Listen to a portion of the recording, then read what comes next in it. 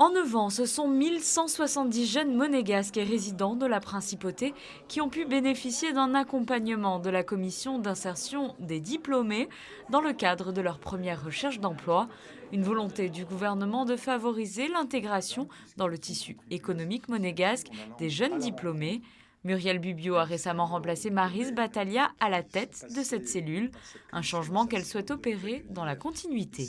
Vous avez la partie accompagnement, donc entretien individualisé, l'objectif étant effectivement de les informer, de leur donner les bonnes informations à l'instant où ils se les posent, et après, évidemment, de servir de porte d'entrée vers le monde du travail.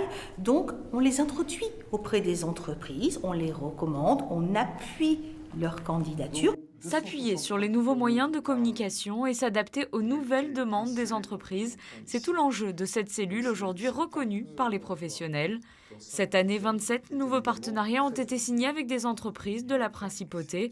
Silversea, dont le siège est installé à Monaco, fait partie des 172 entreprises à avoir rejoint la CID depuis sa création en 2010. Il est évident que pour nous d'avoir un salarié qui connaisse très bien la région et un lien fort avec Monaco est un gage supplémentaire de réussite en termes d'intégration.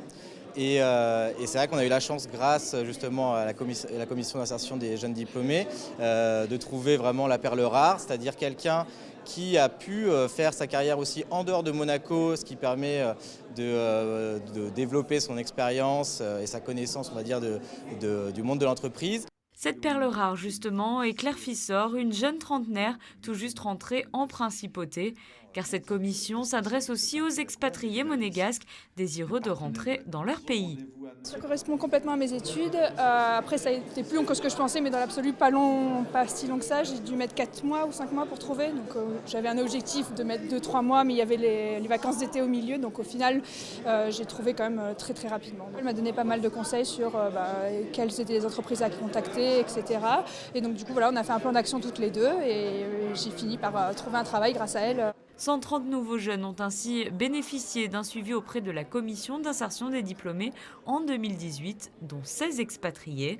Prochain rendez-vous le 6 mars à l'auditorium Régnier 3 pour les panels de l'information. Une journée qui sera placée sous le thème de la révolution numérique vers de nouveaux métiers.